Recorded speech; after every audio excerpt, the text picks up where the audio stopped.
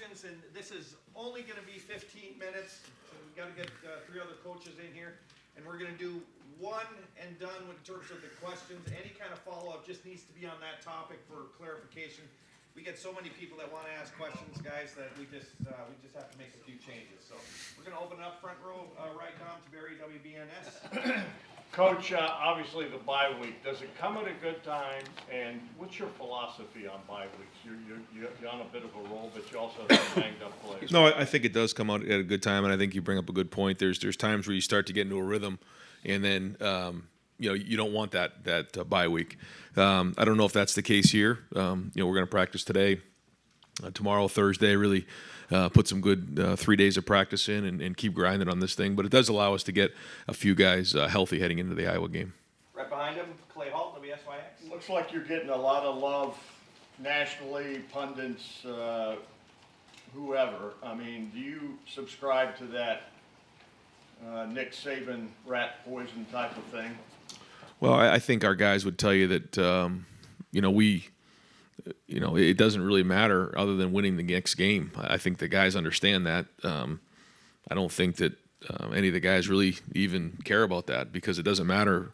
The only one that matters is the one at the end of the season. So, we have to keep winning, and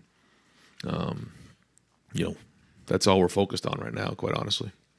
Front row right, Austin Ward, Rivals, 97.1. Ryan, what's the structure for practice this week? And outside of getting healthy, what would you like to accomplish? Yeah, we're gonna practice today, tomorrow, Thursday, and then do our +1 like we typically do coming off of a bye week. So, we want to, as a staff, look at what we've done, look at where we're headed, evaluate everybody in the program, and kind of see things we've done well and enhance those, but things that we need to improve on. We obviously want to get healthy, and get some guys, back out in the field.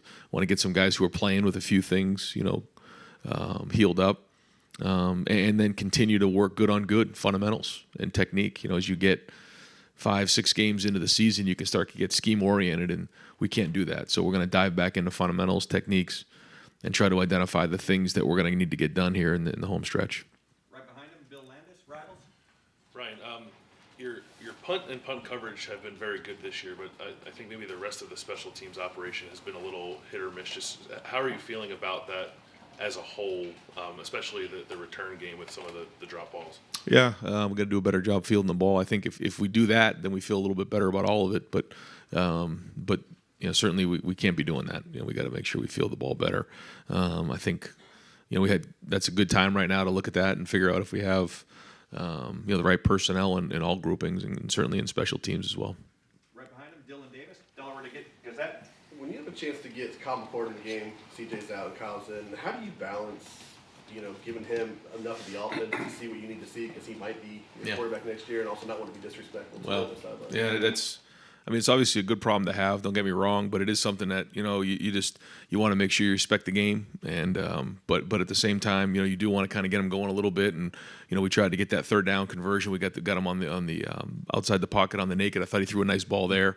We had the third down where he was reading the end. I thought maybe we could have done a little bit better job just across the board, not just him, but we convert right there. Maybe we move the ball down the field.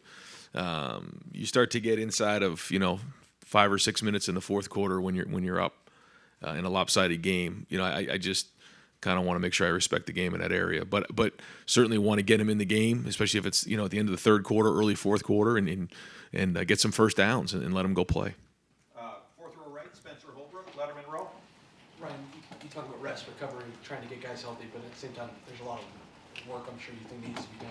When you look at the cornerback position, is this the perfect time for them to really get some work in and try to improve their game? See what they can do the next 6 weeks? Yeah, when you're identifying in all three phases what needs to improve, the things we've done well, the things we need to improve on, I don't think it's any mystery that one of the things we got to do is finish some plays out at corner. We're right there.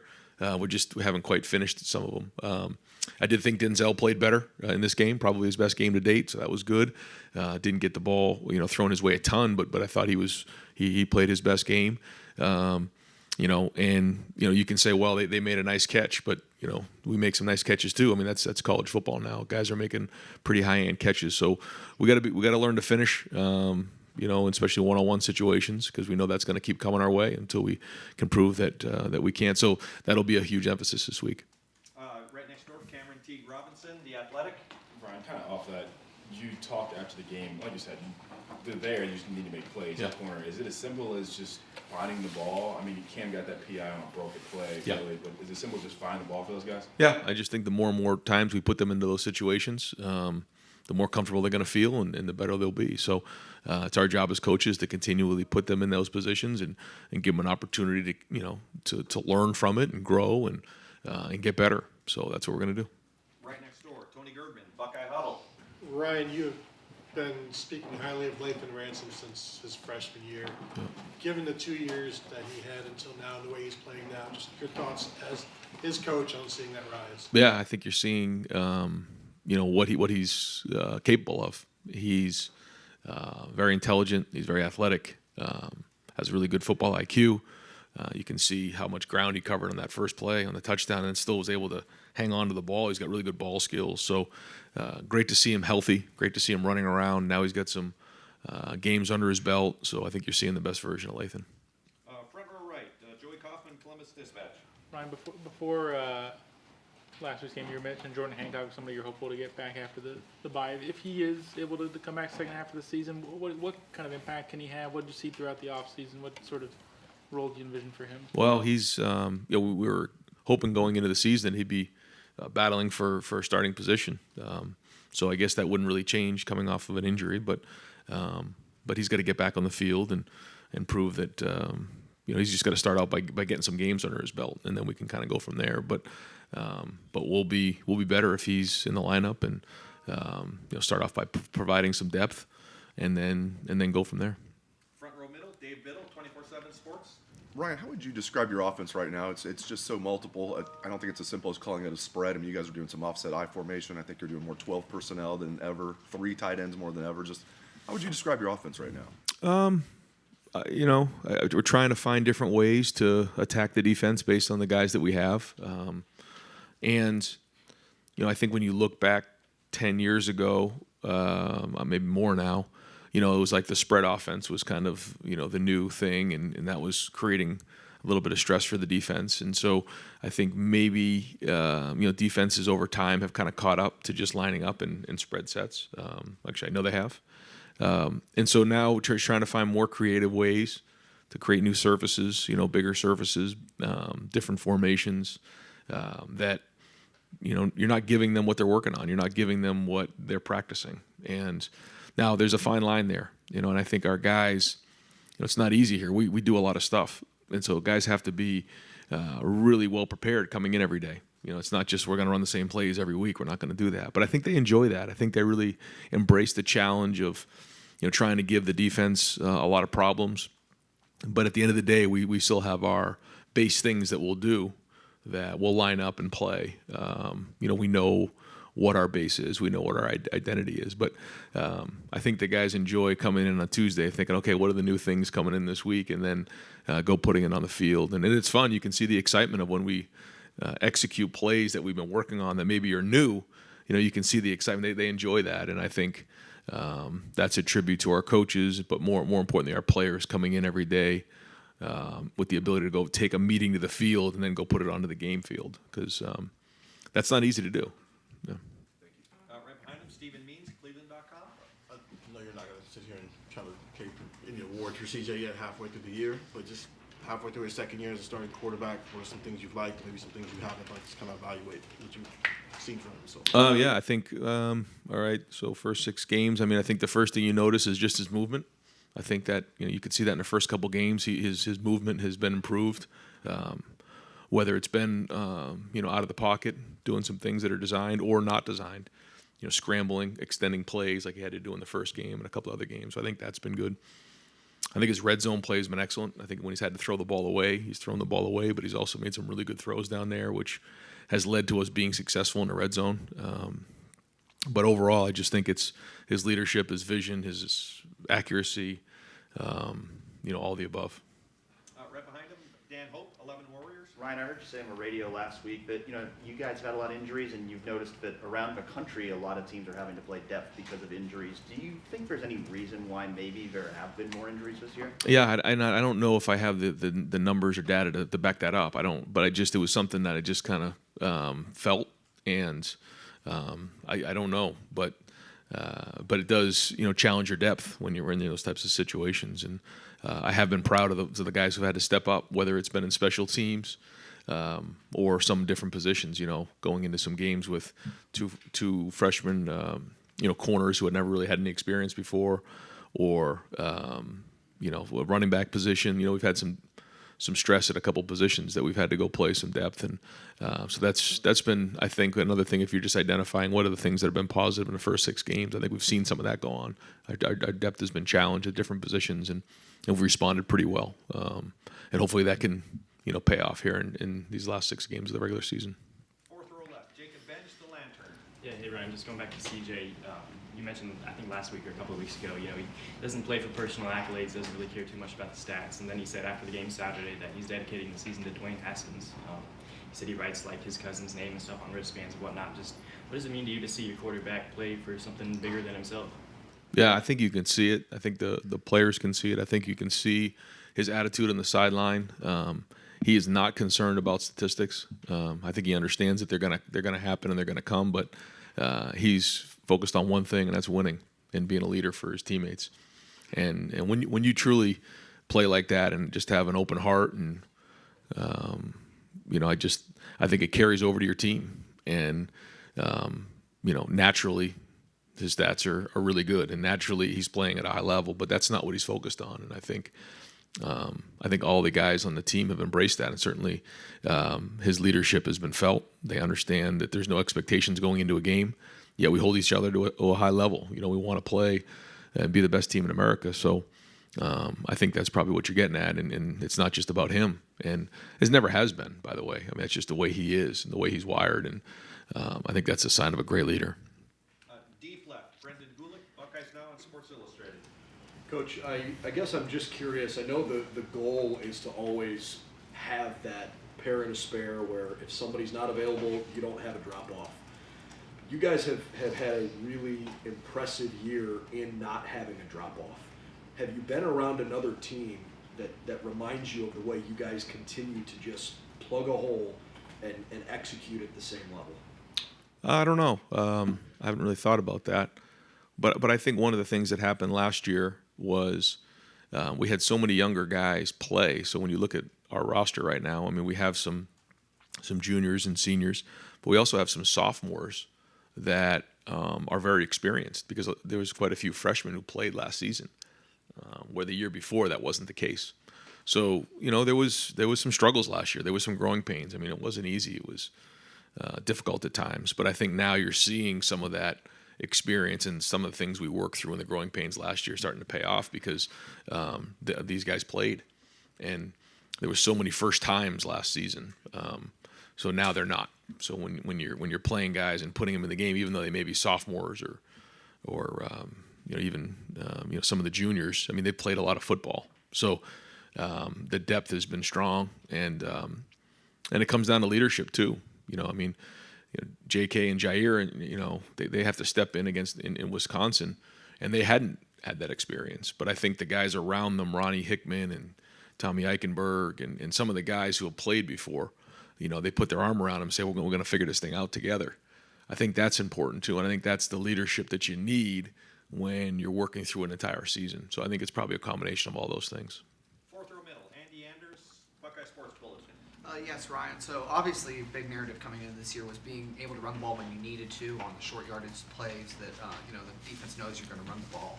You guys faced a 4th and 1 fairly early in this game while it was still a contest, and converted. What made that play successful in as much detail as you can? It looked like there might have been a check to the line, and then how did that set up the touchdown pass to Julian Fleming that immediately followed? Yeah, I mean, you never know how things are going to go, and that was one that I guess we had the quarter change. There's a timeout. I forget exactly, but there was a long time pondering over that one, because you go down one road, you say, okay, if we get this, and we go down the field and score, it turns into a 2-score game. You don't get it, they get the ball in plus territory, and I think at the time it was 21-13. So you just kind of go back and forth in your mind, and I know how that goes. If you go for it on 4th and 1 and you get it, great call. If you don't, what are you doing? So it's all about the execution. So then the conversation became, do we feel like we have a good play that we can run against the defense that we're expecting?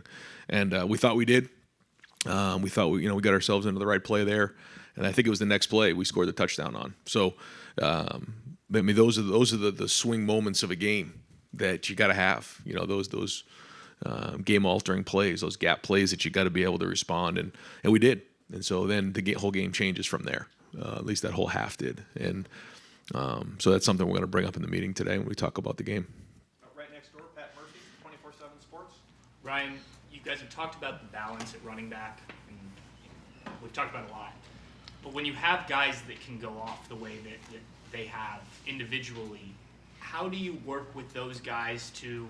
I know they're selfless and they don't mind giving up carries, but they also I assume want to be on the field as much as possible. How does that dynamic work with them, especially after they both have back-to-back big games? Well, I think that it's just unique. I think we've talked about this for a while, but they understand that they need each other, and they both, I don't think, are surprised when the other one's in there that they run so well, and I think they make each other better. So I thought, Dallin came in and did a nice job when he was in there. I thought when we had an opportunity to get Xavier Johnson involved, we handed the ball to Emeka. We found different ways, too, to spread a couple carries around, which I think is good for the offense and healthy.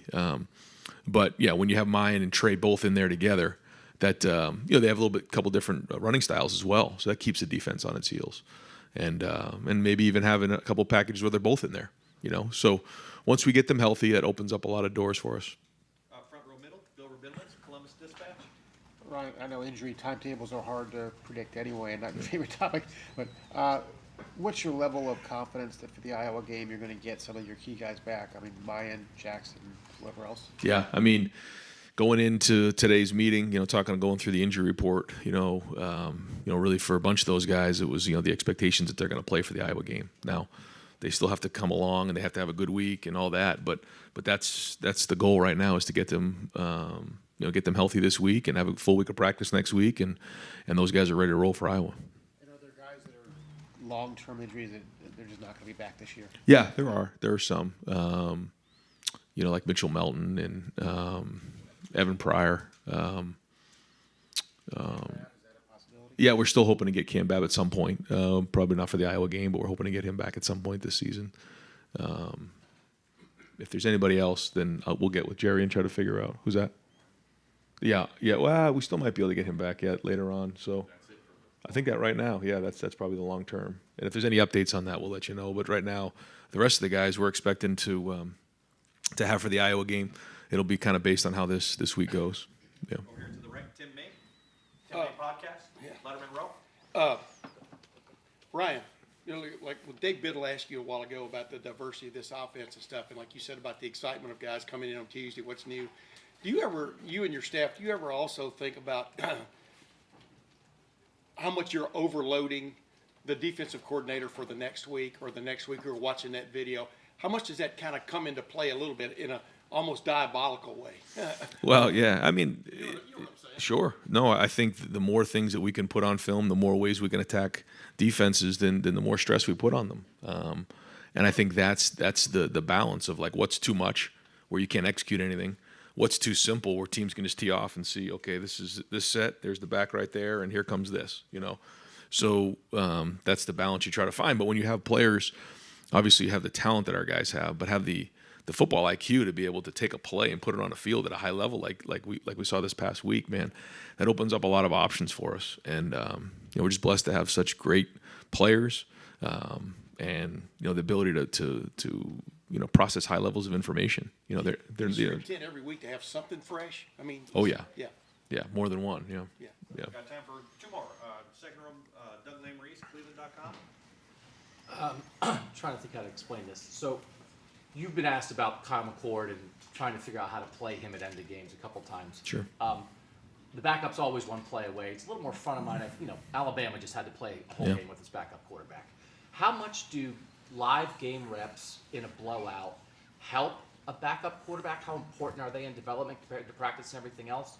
And whenever we've asked you about it, you've brought up this idea of not wanting to be disrespectful at the end of games. And I think that makes a lot of sense in the non-conference, that kind of thing. Why is that front of mind for you in a conference game where, you guys theoretically are all equal? Why is that still a factor for you? The first part, I think, yeah, it is. I think it's good to get him in the game, get whoever in the game, whether it's the quarterback or anybody else. Just getting those game reps under your belt is different than in practice for sure. But that's just the way that I've always believed. The game should be played. I think when you're rolling and you're in the third quarter, you're beginning of the fourth quarter, go play. But when you start to get towards the end of those games and they get a little lopsided, I just think that's the way to respect the game. Fourth row left, Nathan Barrett, Cleveland.com. I just want to go back to the question about the cornerbacks. As you look ahead for what this next week needs to be for them, for Denzel and Cam, I guess, especially at the top of that list, do those guys need a lot more reps? Do those guys need a break? How do you sort of look at the week for them, just because that is the position that's maybe stood out? I think that these 3 days are great days to get better, and then take a couple of days to catch their breath. But I think, we got to try to. The best way to coach is to put players in game situations. So how do we create those exact situations that have happened in the first 6 games, and then allow them the opportunity to find the ball? Simple as that. It's not really complicated.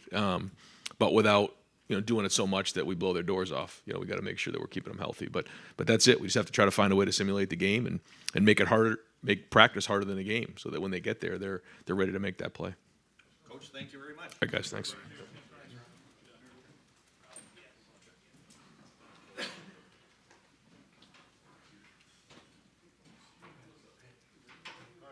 All right, folks, we're going to open up the floor for Coach Jim Knowles.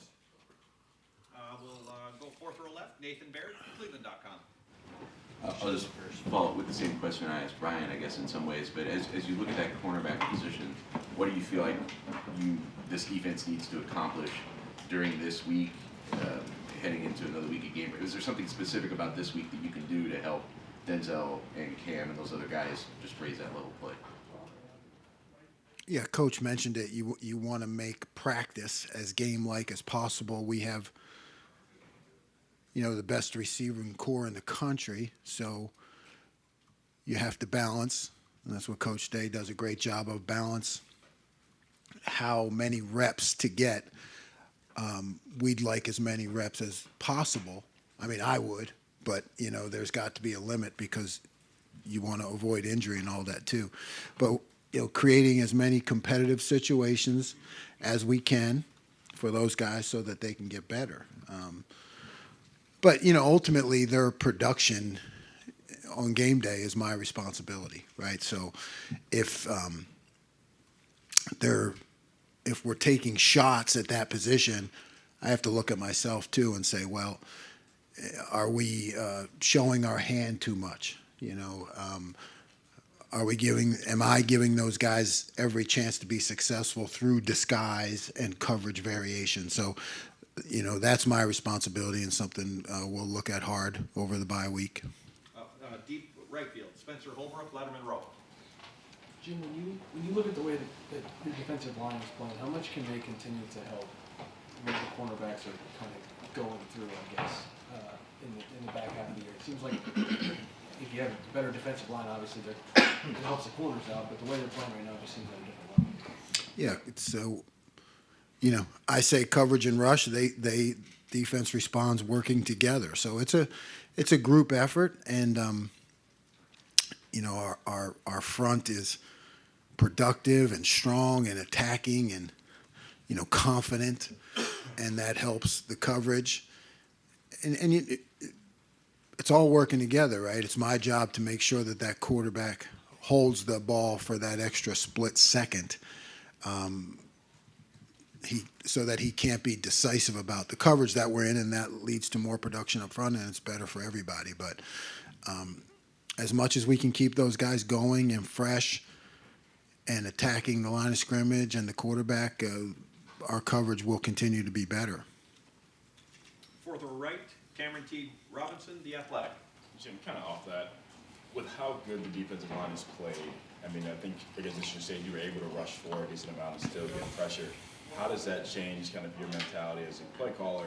Decide, oh, I want to blitz here, disguise a blitz, or play coverage with how well the safeties and linebackers are playing this game? Yeah, it's everything, right? If you're creating pressure without bringing extra guys into the mix, then it gives you a lot more options in terms of the coverage and looks and things that you're able to do at the line of scrimmage, pre-snap and post-snap.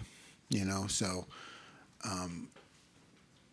as the competition gets more intense, we need to be able to have the ability to bring pressure, to add guys into the rush. And you've seen it a little bit, but we have a much larger arsenal, I guess, than we have displayed, because our front is doing a great job of getting that pressure on the quarterback without bringing extra guys. Right next door, Tony Gervin, Buckeye Huddle. Jim, I think a lot of college safeties would just be getting back now from a broken leg in the Rose Bowl. Given how Lathan Ransom has played to this point, how surprised are you that he's done so well, and just how well is he playing right now?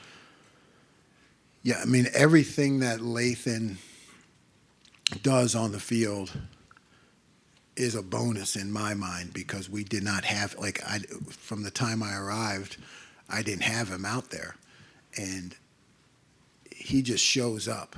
He's the guy that jumps off the video. He's the guy that during the game, as I'm watching it from my vantage point, shows up in all the right places, and he's decisive.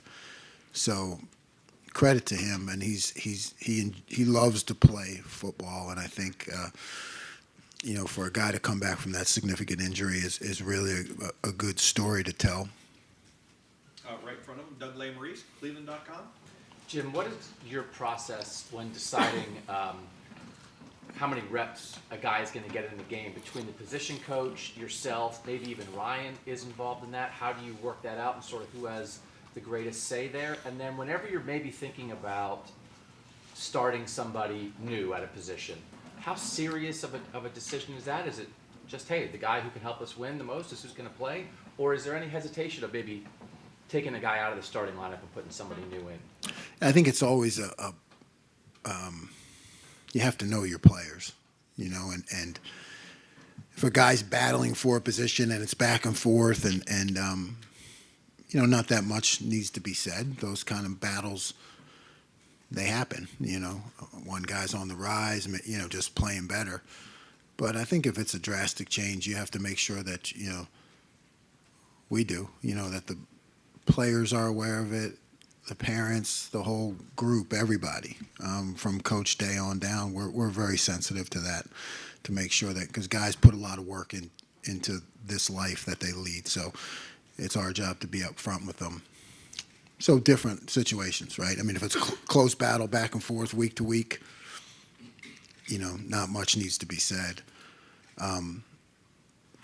When it comes to reps, yeah, I think, most of the time that goes to the position coach. I mean, that's ultimately a position coach's responsibility, but Coach Day will weigh in, or I'll weigh in if we think there's a need to. But I mean, we have a lot of great coaches, so they really manage that. When you create a group of these guys are game ready, that's these guys are game ready, and that's what we talk about. Who's game ready? Once a guy is deemed game ready, then really it becomes up to the position coach how they rotate him back and forth. Front row middle, Dave Biddle, 24/7 Sports. Jim, halfway through the regular season, you guys are ranked 7th in the country in total defense. What's maybe one thing you're really happy about with your defense, and maybe one thing that you're like, we've got to get better at this? Yeah, I'm pleased with where we're at in the run game. We can be better, but I'm just pleased in the way we're fitting things and the way that we're playing fast. Guys seem to know the scheme and where they fit and where the ball's going to come out. You feel good about not getting creased. Guys are in the right places, which is always important, particularly with a new scheme. And then we third downs, right? pleased with that. You know, I think in both the run game and third downs, we still have more that we can do. You know, we're just starting to approach the level that we want to be at, but there's more that we can do in those two areas.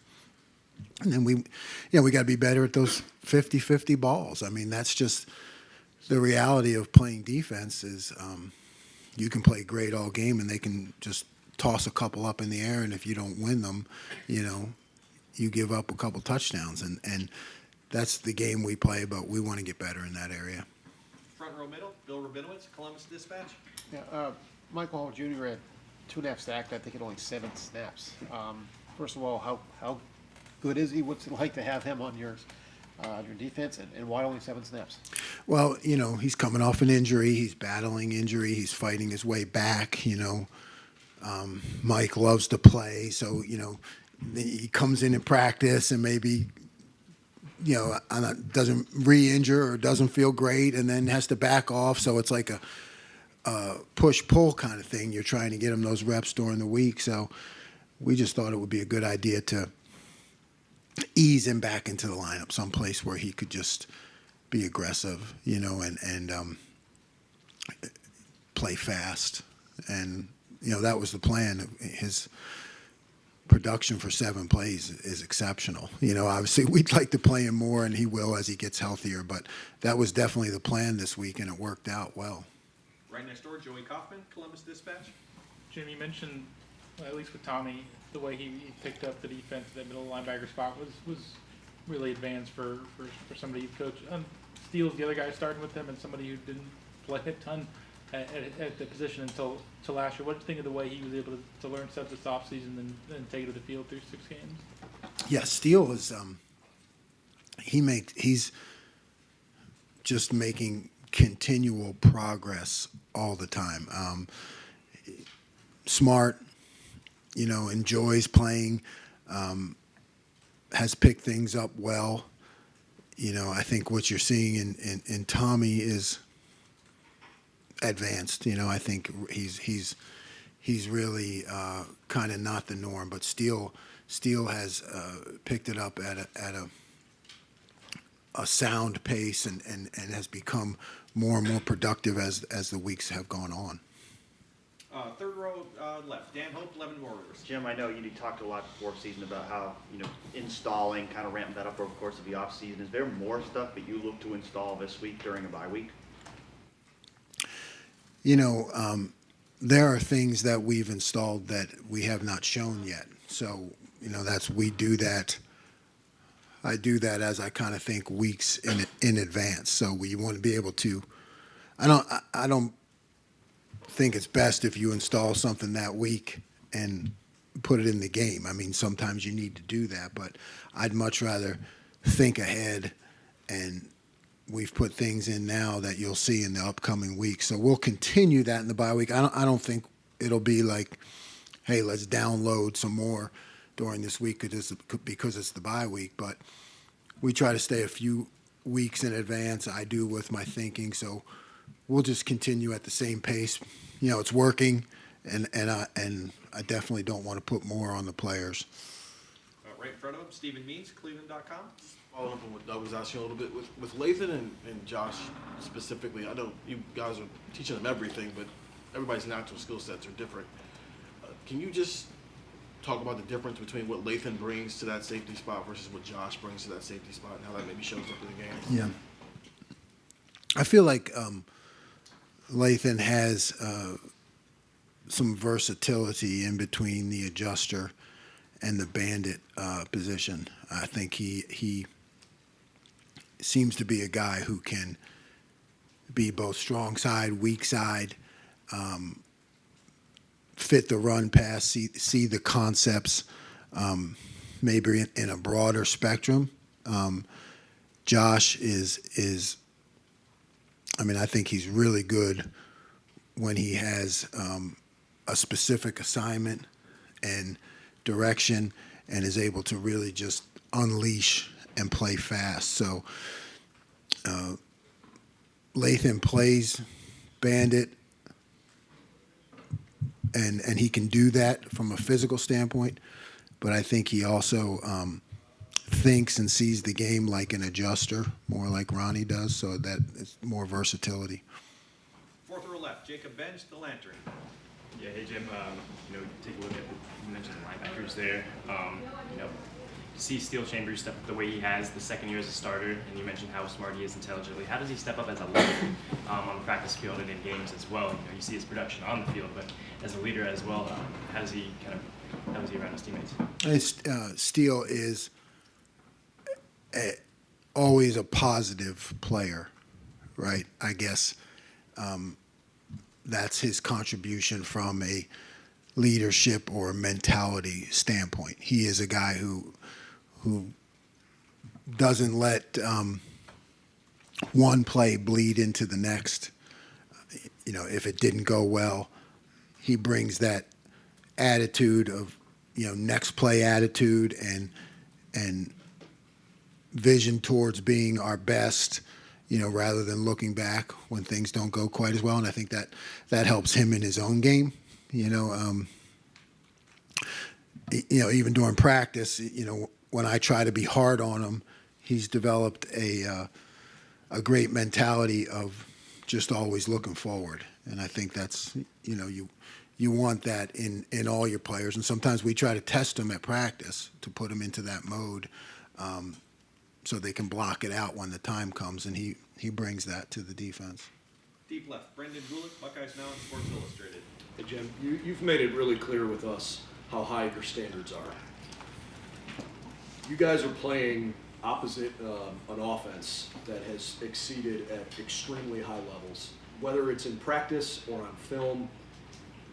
Do you sense that your defense plays with a certain level of freedom, knowing that the offense is going to score most times 40-plus points a game? I mean, does that help them play with a certain freedom or a certain aggression? It's tough for me to answer. I mean, it'd be a good question for them, for our players, because I've never talked to them about that, because I kind of, it's my job to push the opposite. It's my job to prepare them.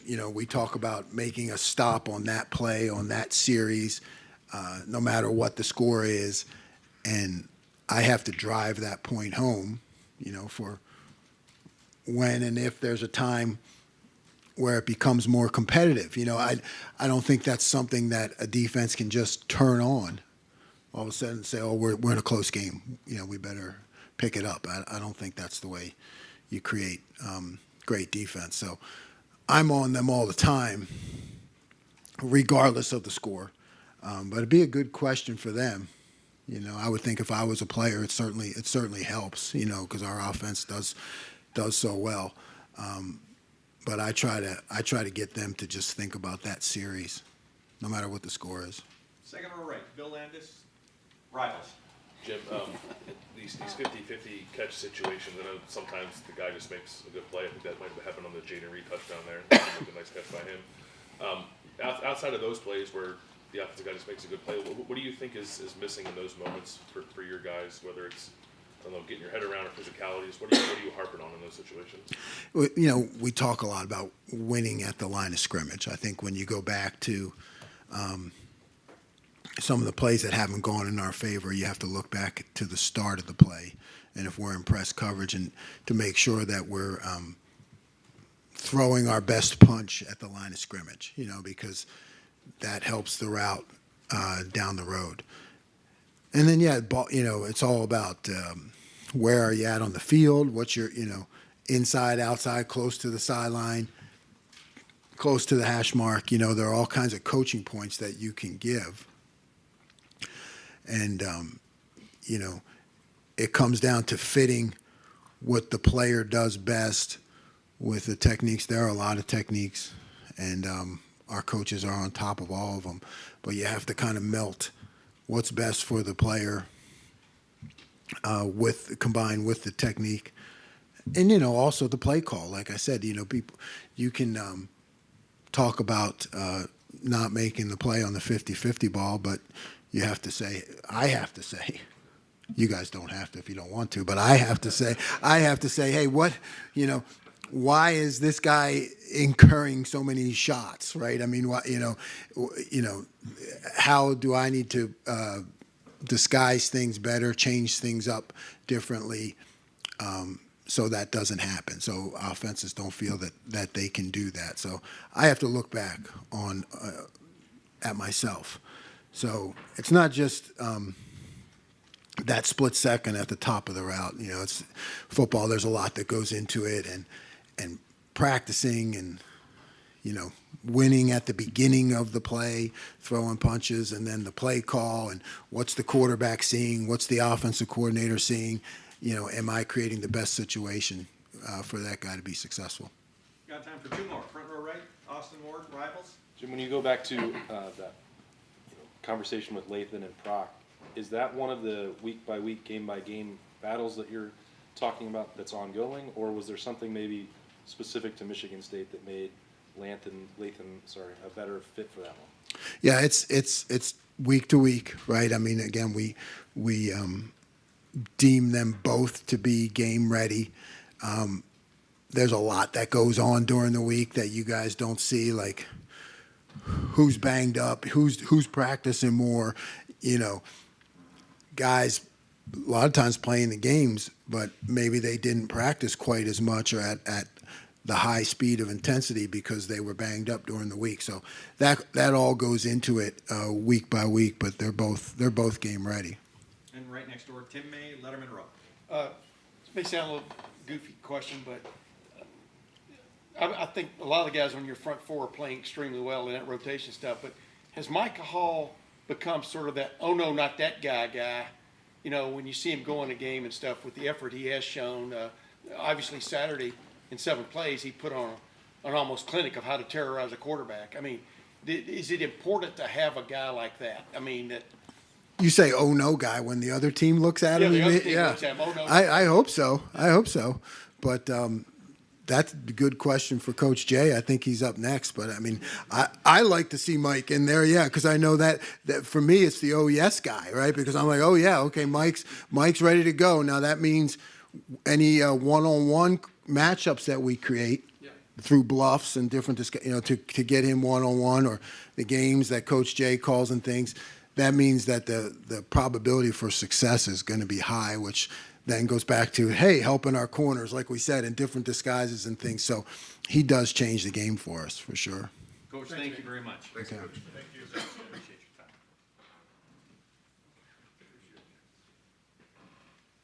Thanks, Coach. All right, we'll open up the floor for Coach Johnson, 4th row, middle. Mike Hall. Get everybody hands for Mike Hall. Andy Anders, Buckeye Sports Bulletin. So yes, this question is about Mike Hall. All right, go. What do you want to know? He talked in the post-game presser about developing his explosiveness in the offseason. What sorts of things, I guess, how do you develop that trait in a defensive tackle? Well, it starts in the weight room first. That's the most important thing. Coach Mickey's group do a great job of getting those guys physically ready. That's the bottom line. Second part is just getting ready to play on the field. We probably spent more time this season really attacking the sleds more, and just kind of really pounding the sleds, just get more physical fits throughout practice. So that's one thing that kind of added more up just to make sure that we're physical at the line of scrimmage, and that's kind of helped us. Second row left, Stephen Means, Cleveland.com. Kind of a Mike Hall question, but not Yeah. whether it's moving Zach inside in the rushman package, or when Jack is the Jack moving around, and so Mike is technically on the end now, what has been a more, I don't want to say difficult, but difficult process developing Mike Hall's edge skills or developing Zach Harrison's? Well, you got to look at the front. If you look at the 5 technique playing in, it's no different playing 3 technique on the inside. It's the same spacing as we see. It might have more space because he's outside. So we felt when you're a pass rusher, you can rush from the 5 technique, 3 technique very well. You want to see him in a 9 technique wider than that because he'll be out of space, too much space for him. So we feel that playing a 5 technique is with his skill set, it gives him a chance to still rush the passer. So that's why we do it. Yeah. Front row middle, Dave Biddle, 24/7 Sports. Coach, what's different about Tehran, other than the fact that he's a 5th-year senior and has the experience? He came in as the #1 D tackle in the country. He seems to be playing at that level now. Just what are your thoughts about what's different about him? I think he came in early, had some injuries, and he got set back. You know, I mean, those things set him back. And I thought from the spring on, he kind of really dedicated himself to really make sure he's in great shape. He's in great shape, 305, and that's where he wants to be. But he's playing at a very high level. And he's a great leader on the front four for us. I mean, he knows everybody position. He can get them lined up. And that's the thing. I think he's doing a great job. And the leadership skills he brings to us is pretty good, too. So I think that's the biggest thing. He's stronger, he's healthy, and he's playing at a very high level. Right next door, Bill Rabinowitz, Columbus Dispatch. Yeah, I noticed at the end of the game, Caden Curry made a play where he kind of like jumped or leaped and made a tackle. I mean, what have you seen from him? I mean, does he kind of jump out to you the way that he sometimes does? I said to him, Caden Curry is a football player. Put him on the field, and he'll find a way to make a play. And that's what I saw him do in high school. I mean, you just watch him play in high school. He's just all over the field. And that's the kind of player he is. And so as we continue to move forward the next 6 weeks, hopefully get a chance to give him more reps and kind of get him a chance to do some things on the field. But I like him a lot, the fact that what he brings to the table. Fourth row right, Cameron Teague Robinson, The Athletic. Larry, just this defensive line, it seems like there's a different person every time making a big play. Obviously, Mike had a big play, a big game, but I mean, Zach Harrison had a good game. I mean, I think JT's probably 3 holes away from 3 sacks the other day. What is the dynamic like with this defensive line that they don't really care who wins, and they know that if each of them do their job, this defensive line is going to be pretty solid? I mean, I think that's the key. I think you said it all. I think, first of all, you got to realize who we are as the Rushmen. Hey, we don't care who gets the credit as long as we're all playing hard, and that's the bottom line. And that's something we sell in the room. You know, let's play as a group, let's play as a unit, and we're all successful when everybody has one play. So Mike Hall has great plays, but it celebrates everybody. You go watch the plays, you see a guy that got blocked, guy got free, and then Mike is making a play. And I think that's the testament to the players themselves, understanding exactly what the Rushmen mean, playing together as one. You know, that one pack is what I call it. Right next door, Tony Gerben, Buckeye Huddle. Larry? When you guys are charting after the game, GAs or whatever, do you guys keep track of holds and who gets held in terms of the defensive lineman? Who gets what? Who gets held by the offensive line? Not much necessarily. We watch and cut it up, put it on a videotape. You can't dare you send it to the officials, right? You can't send it to the officials. But yeah, we watch it and just see it. Just the kind of guys know it. It's frustrating for our guys. I know it is. You know, just try to keep them. It's part of the game. We just got to keep pressing away, and that's what we try to sell. But yeah, so we have a lock of all those plays. Yeah. If I say that JT is leading the team and being held, would you agree with that? Where would you put him on the standings? Oh, he's getting some extra credits. I think there's some extra attention, as would say, for some reason. But that's part of it, though, right? It really is, you know. And then you look at the game, look at the play, and you worry about the defensive end, so you start tripling, you start doubling, and when you start doing that, you turn somebody in loose one-on-one, and that's why the matchup's pretty good for us. Before, you'd have one defensive end was really good, and you might have another guy, then they double, you got nothing. So now when you decide to chip both ends, you turn 2 guys loose on the inside one-on-one. Maybe the center slide to one guy, but you leave one guy one-on-one, and we count on that one-on-one to win for us. Deep left, Brendan Gulick, Buckeyes Now on Sports Illustrated. Hey, Coach, thanks for spending some time with us. I want to ask you just about hand fighting. Who in your group do you think is really excelling at shedding offensive linemen because they're really good with their hands? I think Teron does a great job. Teron does a really great job of getting off blocks real fast. If you watch Zach and study Zach does a good job in the run game for us. He really physical in the run game, big, long guy, can get his pads on it. Certainly, Jack Sawyer does a great job in the run game. So I think the guys are doing a good job using their hands and escaping off blocks. That's the biggest thing is when you're getting blocked, it's getting off blocks. And that's something we practice every day, working on getting off football, getting off blocks also. Far left, Nathan Baird, Cleveland.com.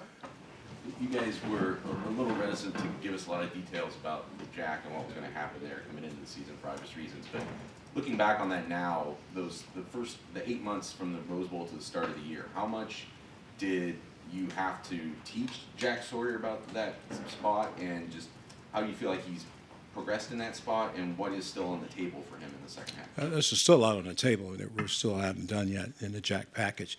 So we have to teach him. Him and Javante has been our 2 guys that we've been training for the Jack, and that's why you see Javante goes in and we training for a Jack position. But they also have to learn how to play defensive end. And so it's kind of like double duty. So you got to be careful how much we put on his plate because he's got to play 2 positions, even though they sing similar, but they have different techniques to go around. So progressively, we're moved forward in it. But we still have some things that we need to do, that we can do, I should say, in the Jack package. Yep. Front row right, Joey Cobb, Columbus Dispatch. Larry, is there any sort of frame of reference for what Mike Hall did on Saturday to have 2.5 sacks and like 7 snaps every red play with a more efficient game? Okay, so let's break down Mike Hall. All right. So Mike Hall has been injured. He was hurt, and so the game plan was to limit his reps just so we can get him through the bye week and get him healthy. And so we decided that maybe we just rush him on the third down package, just trying to give him a chance to get on the field and keep his skill set going. So that's what happened. So on third down, he goes to the field to rush, and then rushman package. And he got the one-on-one, and that's what you want. You want to get one-on-one. You double Teron or double somebody else. You can let somebody go free. And I thought Mike did a great job with the rush. We twisted a little bit to try to change it, try to create matchups. So that's why he had 8 plays, 2.5 sacks when you go on the field, because he was fresh. He didn't play 30, 35 plays in that time frame, but that was the game plan going in. It was a surprise to everybody, but we wanted to keep him fresh and healthy and going into the next 6 weeks, and we thought that's the best way to handle it for this game. Had it changed, somebody got hurt, he might have played 40 plays, but it didn't happen. So very fortunate we got him out of the game without getting there and re-injuring himself, and then now we can move forward. Right next door, Tim Manning. Yeah. Well, now you've answered the Mike Hall thing. I wanted to ask you this. You have a unique perspective here. You were on this staff so many more years before Jim Knowles showed up. What is the biggest difference you've seen on this defense compared to a year ago? Not asking you to maybe cast aspersions, but what do you see that you really like about the way this whole defense is playing, Larry? It's a different philosophy, first of all. It's a totally different philosophy than anything that I've been a part of as defensive staff. You're talking about a guy who can move the yardstick, can move the bodies, can put guys in great position to make plays. And I think that's what he does well. He can see the game very well from up top. He can call a great game. And I think that's the biggest thing. We're playing at a high level because you know what you're doing faster. You do it faster. But this is a different scheme. I can't compare it to last year or a year before because it's a whole different scheme. But in other words, what you're saying is y'all are more place specific. I mean, explain that when you talk about guys being able to move faster and stuff.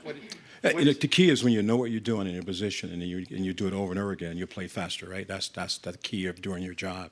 And so he allowed us to do it for multiple sets, the same job, but for multiple sets, if you understand what I'm saying now, right? So that's why I think it's much easier. It's hard for you to know where I'm going to line up at every single time if I move the stick every now and then. And I think that's what our coach does a great job of changing what we do and changing our technique and how we play it. So that's different, totally different. Mike Hall have a great get off? He does.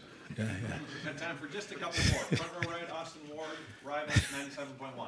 Larry, we know your preference, your philosophy is to rotate and play as many game-ready guys as you see fit. It seemed like maybe the last couple of weeks you've pared that down a bit. Coach Day and Coach Knowles talked about that as well, like maybe letting the starters have a larger share. Is your philosophy evolving? Is the game-ready depth not at the level maybe you thought it would be? What's sort of your evaluation of that? It's not changed is that, you look at the number of plays that we played in a game. So we're at 54, 55, 52. And when you start looking at those numbers, we're not getting a lot of plays. And so you kind of force yourself. You have to play those guys longer to get them game ready for when you got to play 60 or 70 plays. So that's the biggest concern is to making a change because we're not playing a lot of plays. The offense is scoring a lot of points, and we're sitting on the sideline. And so when you get a little nervous, the D-line coach is like, man, we need some plays, you know what I mean? I'm good, but we still need some plays to get ready for a game. I think the top guy Saturday played 30 plays. We'd like to get that to 40 plays, 45 plays, to be honest with you. And so not to do that, so you gotta hang in a little longer than you normally would. But I haven't changed my philosophy. I believe that playing fresh in the fourth quarter is the key to any defense being successful. If the guy's tired, he's no good. So yeah, but that's kind of forcing a change. Yep. Right behind him, Bill Landis, Rivals. Larry, with how well you guys defended the run this year, and it just seems like your guys up front are really controlling their gaps. Did you guys change anything with how you play against the run this year, or what would you attribute that success to? I just think you got veteran guys coming back, right? And I think that's the biggest key. We have guys that played last year, and now they're back, understand the technique to play our gap scheme. I think that's, and then you move them a little bit to kind of change. And every defensive lineman needs a three-way go. You need to go in, you need to go out, and always going forward. And so that's the thing that Coach Knowles has done a great job, giving an opportunity to change so we're not sitting darts. You know what I mean? So now when I'm playing a gap, I can play it more physical because I know exactly where I'm at. And if I change the gap, I got a chance to penetrate. So it's a little bit of both. I think it's fundamentals, techniques, and the fact that the scheme allows us to play really solid at the line of scrimmage. Yeah. And final questions, third row left, Dan Hope, 11 Warriors. Larry, you said before the season you thought you had an alpha dog on the defensive line. Is all that alpha dog? Yeah, we still got some dogs left. No, I don't think you can say it right now. We're 6 weeks, and we're really pleased where we're at right now, to be honest with you, as a unit. And as the defense, I think the 6 weeks would kind of determine who that guy's going to be. You know, there's some front runners, but I hate to say right today who's the alpha dog. You know, I guess I'll hope a couple more dogs can run in the pack. You know what I mean? That's what I'm hoping. Yeah. Coach, thank you very much. Appreciate it. Thanks, guys. Thanks, Larry.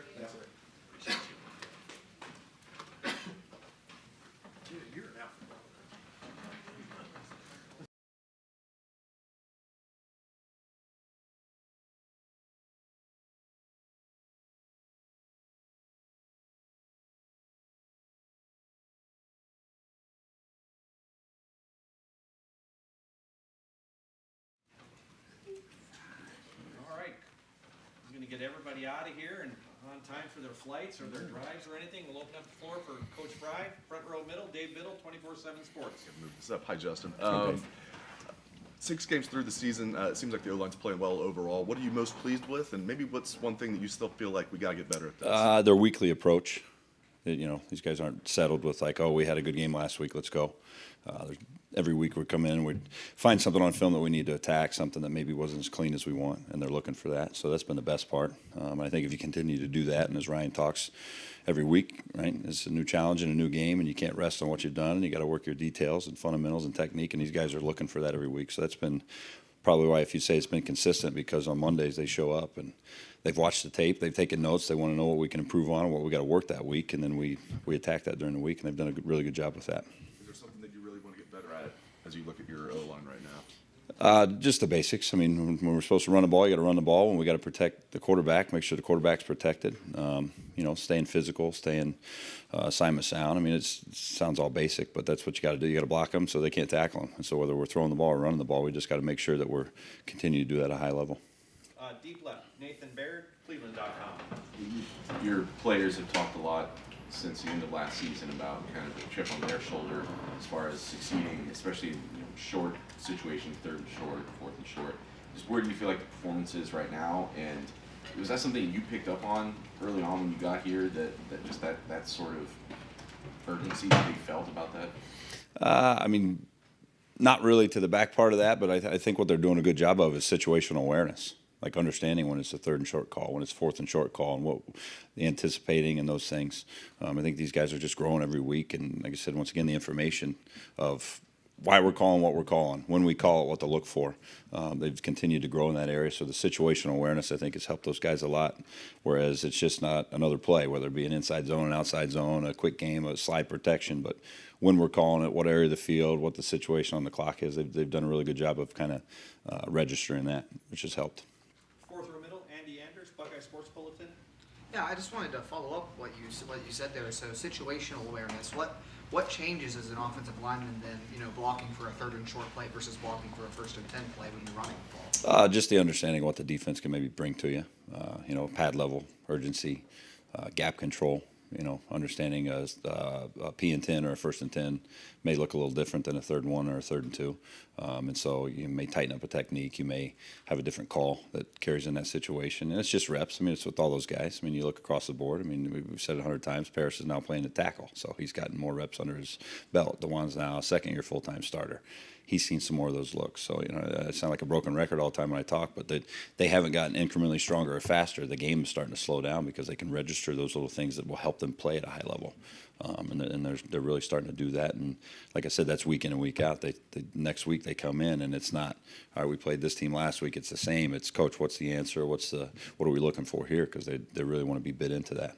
It seems like a lot of the big chunk runs have come on that outside zone look where, you know, it's maybe DeJuan and Paris kind of stringing out a run or collapsing a line to create a hole. Is there something in their skill set that helps facilitate that? I mean, I can't really speak to that. Maybe we're doing that now, going back right now. You get a good chance in the bye week to look at what you've done well, what you haven't done well. Maybe there's some things that you think you've done really well statistically or quality control is good, but have you executed those well, or is the defense misfit?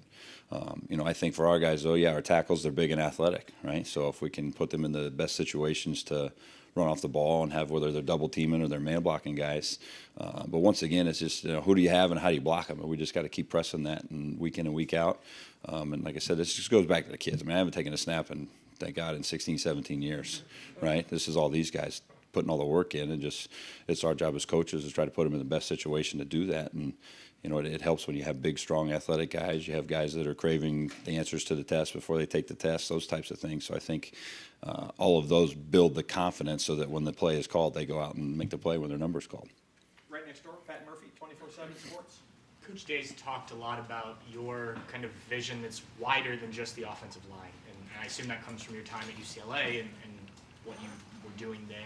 How have you seen that maybe help your offensive linemen learn the game more than just, okay, I need to block this guy in front of me? I think just probably the teaching component of how much do I need to give those guys on a certain play.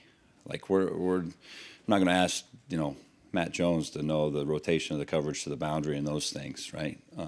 So I think as a staff, just as we talk, and once again, it's just putting the guys in the best situation where we can attack the defensive structure that week, and then breaking it down kind of into the Cliff Notes version, or the, as we say, trimming the fat a lot with our guys.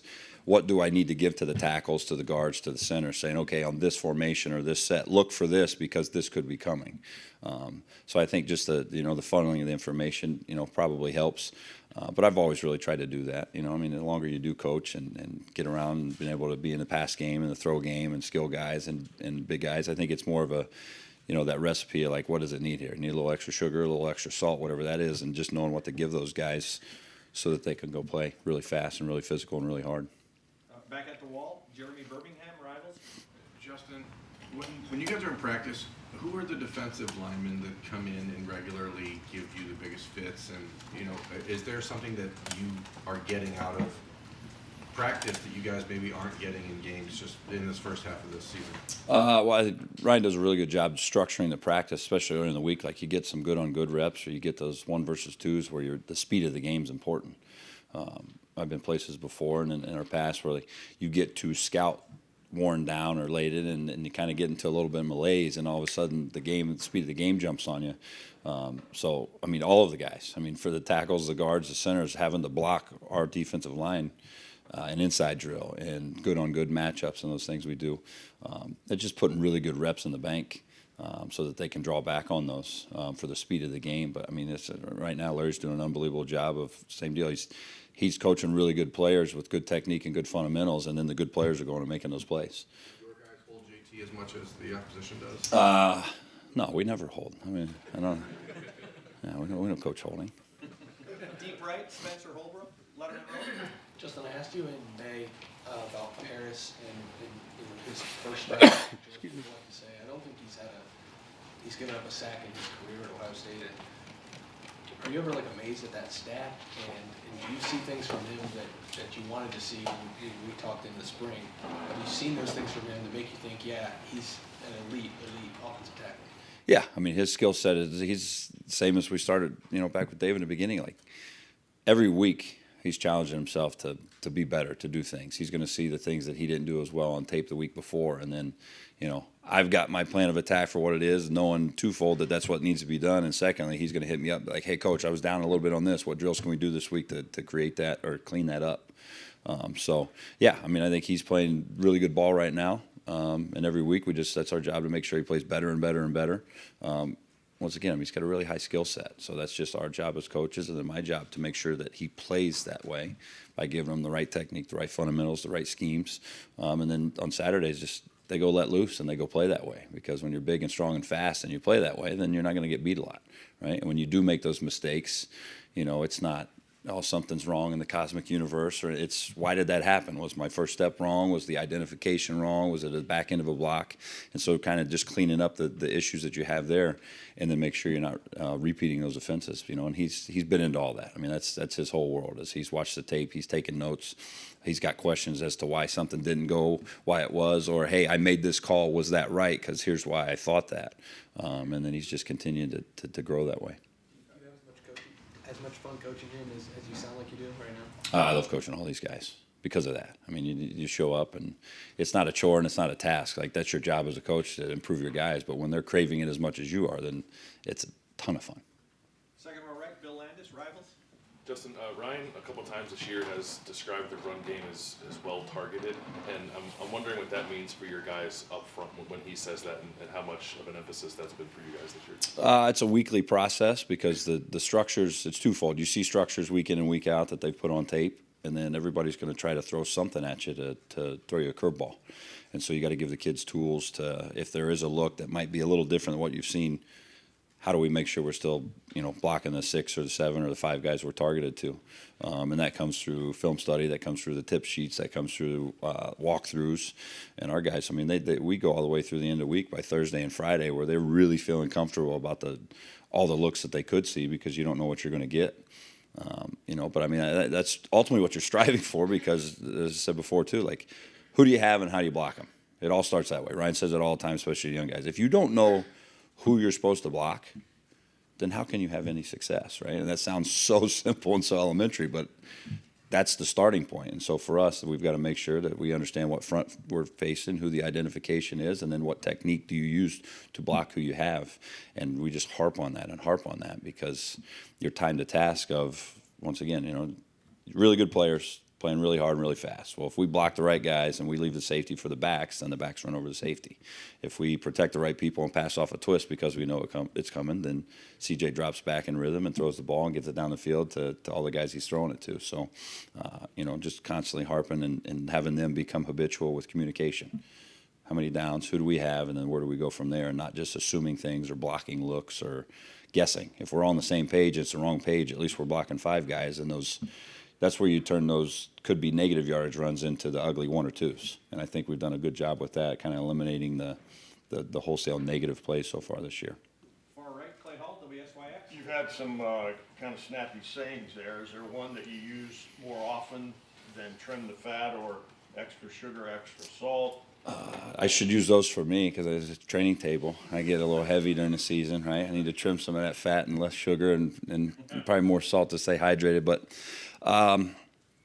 you got to give guys things to latch on to in teaching, like just overall humans learn in like groups of 3 and things of 3, right? So with that, I mean, trimming the fat, that's when the kid starts talking, well, I thought I saw this, so I was thinking this, and well, we've all played the game. Like, you don't have time to stand at the line of scrimmage and think those 9 things. All right, it's 4 down, there's the point, he's here, I'm doing this, and then go execute at a high level, right? So that's just kind of the mindset that we use in the room of, you're going to paint this big picture, right? You got to start with little brush strokes there. So what is that? Who's the downs? Who's that guy? Okay, I have 1 from there or 2 from there. I have no one from there. I have help. I don't have help. And then let your technique take you home that way.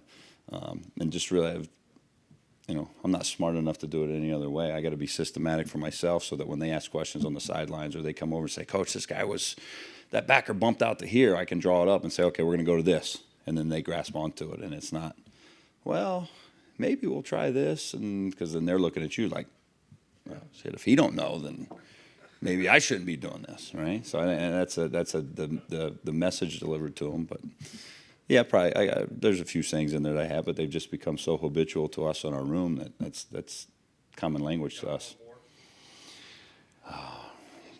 I like putting up 3 fingers when we score a touchdown. When they see that, they know we're kicking a field goal for the extra point. So that's a good one to throw up. Front or right, Austin Ward, Rivals.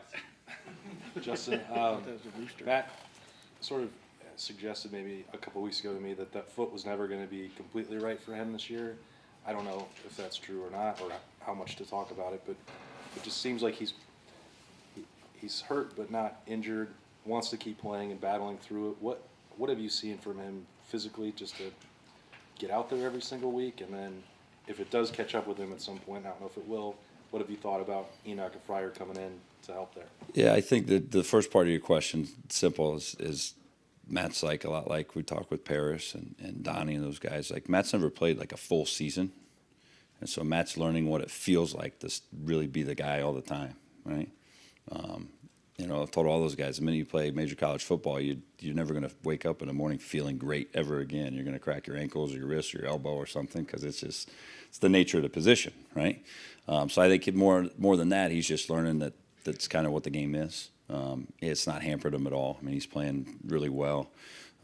You know, still moving guys in the run game when we're asking him to, protection-wise, coming off and doing some things. So not any big issue there. And then, yeah, I mean, the big thing with those other guys you talked about is just creating depth with all those young guys. And we've been fortunate enough now where we've gotten a lot of those reps there late in the game where guys are up in the true double digits, almost triple digits, getting some good gradable tape and being able to go play the game. And so you're always trying to, whether it be in practice reps or one-on-one pass rush versus Larry's guys, where you're trying to build that depth so that if the next guy up mentality happens, that guy's going to go in and continue to help you win the game. I mean, Enoch's done that twice for us already this year. I mean, when in the Notre Dame game, Matt got, I think his shoe popped off when he got rolled up on and he couldn't go, and Enoch goes in on a critical situation, and we run a GT counter, and he pulls and kicks the guy out, and we rush it for 10, 12 yards in the red zone. And then he runs off the field. So being ready to make your play when your number's called. I mean, that goes back to, some of the sayings, Clay, we're talking about here, like that's competitive excellence. That's the definition of it on film. He did it again this week. Same deal. Matty's shoe popped off, and all of a sudden he's running off holding the shoe. Enoch goes in, and we slide to the right, pick up a twist game, and we hit Mecca for a touchdown. So, staying ready and being ready, he's done a really good job with that, and just continuing to play and build because you never know when your number is going to get called. Matt needs to just stop wearing that gigantic shoe. Yeah, you might be onto something there. Right next door, Tim May, Lettermen Row. You just touched on what I want to ask you about. You also said you think y'all are doing a good job of this, but the games that they're playing up front defensively, y'all have seem to be doing a pretty good job of quick awareness, et cetera. I mean, that just I know that comes from reps and teaching and stuff, but you still got to react right now of what's going on, right? How do you rate how that group is doing? I mean, Saturday was I thought a clinic in some respects on that. Maybe I'm wrong. Oh, thank you for that. Yeah, we'll put that on this guy's list too. That's they did a good job. We saw some movement, some stuff. That goes back to what Berm was saying though too. I think of like as you build those reps with those guys and then the comfort, right? So then now at practice, we're practicing against Jack and Zach and JT and inside and trying to block Mike Hall and these guys, and Jerron's played a lot of balls. So big, strong-handed guys. So you're getting some reps on top that maybe aren't on film, but you still can touch a little bit so that if it does show up. And so for us in line play, what is that? Yeah, if you can move some stunts and some movements up front on top of just lining up in an over or under front, we're able to do that now with our guys because they've got banked reps and they understand the speed of the game and they have some of those things. So it's not flashing on them for the first time and then you're drawing it up saying, oh, right? Maybe you haven't drawn that exact twist game up, but they're accustomed twists because – it's hard to block. Like I said, you got JT and Jack Sawyer all of a sudden mugging up there in practice, and you're working on a twist game against full speed guys that way. That makes it a little easier to handle it on Saturday. And real quick, Jeff, you can have a big guy and you can teach power and you can demand physical play and stuff, but it looks like this front relishes lining up and just knocking somebody back. I mean, you understand what I'm saying? Mm-hmm. Where would you rate them in that realm? Because one of the things, obviously, Ryan wanted to get fixed was the physical aspect, in some games from last year to now. But how would you rate this line on that realm right now? I mean, we rate it every week, and so the toughness and the finish, and we grade plus blocks versus knockdowns and things, and we've graded well every week. But you have to. That's kind of in the realm of toughness itself. Like you have to bring that every week. You don't play tough one week and then forever you're a tough team. Like when your number's called, you got to make the play. Like toughness for me Saturday was 4th and short at the -40, and we made the call. The guys executed the call, and then the next play we go down and we score a 50-some yard pass play. So that's toughness in itself, as opposed to maybe mauling a guy all the time or breaking a guy's back over a pile and those things. But it's a week by week thing that you just, once again, you got to hamper. If you don't see it on tape and you see a guy pull the parachute or stop early, you got to tell him about it, right?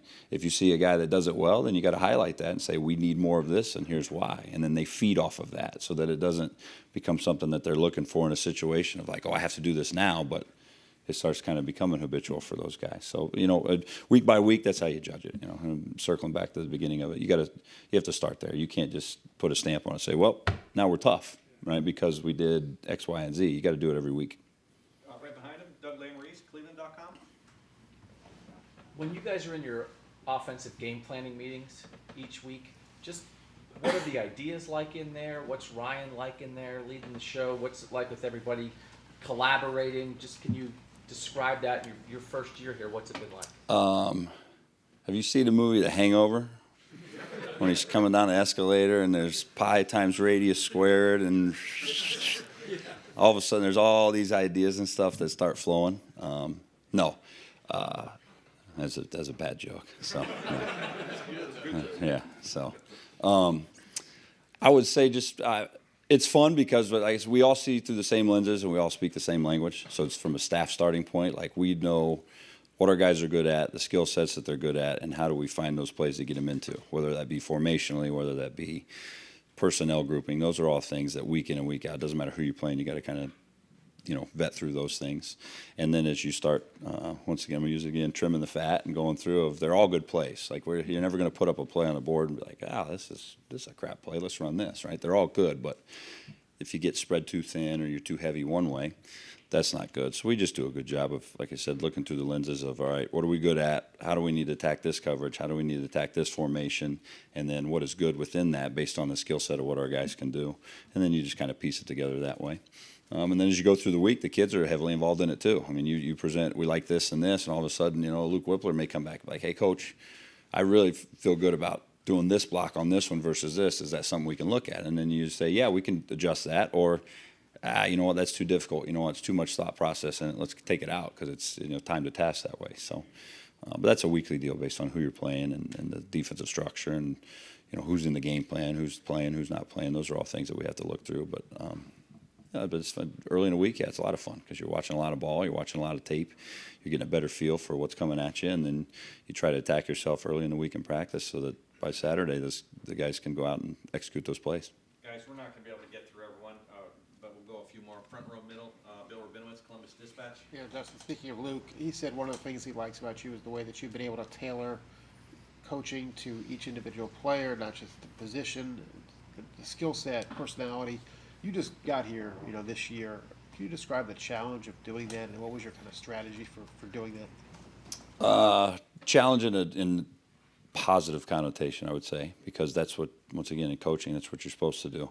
Just early on, getting a feel. You got to find a common ground for each kid and who they are, what they're about, what pushes them, how do they react to certain situations or certain things, and then ultimately just coaching those guys. So as we've alluded to a couple times, like so that at 4th and 1 at the 50-yard line, everybody does their job, right? If the left tackle and the center needed hot pink tip sheets because that's why they see it better, and the right guard needs 72 walkthrough reps, and the right tackle needs yelled at this many times or fired up on this, whatever you have to do to get those guys to do their job, that is your job as a coach, right? Because as I said, like I haven't taken a snap in a long time, and the ones that I did back in the day at the end they were pretty rough anyway, so it's probably a good thing, right? So, but that's the fun challenge in coaching is understanding your guys, coaching your guys, getting them to go maximize themselves, and then when they have success, like you feel good about that because you've helped them do what they want to go do, right? And that sounds super cheesy, but that's just a fact. That's why college football is fun still that way because big, strong. Dwan Jones walks through the door frame and he's huge, but he's still just a 21-year-old guy. He's still just a young man learning and growing. And Paris, and all these guys, they do all this stuff. Matt Jones is a 5th-year guy. You say, oh, he's an old veteran. He's 22 years old, right? 23 years old. Like, he got a lot left to him. So finding the ways to help those guys maximize themselves, but ultimately for us to win the games, that's the fun challenge in it, Bill. Third row left, Dan Hope, Lettermen Warriors. Justin, you guys have done a lot of different things in the run game this year that Ohio State wasn't doing last year.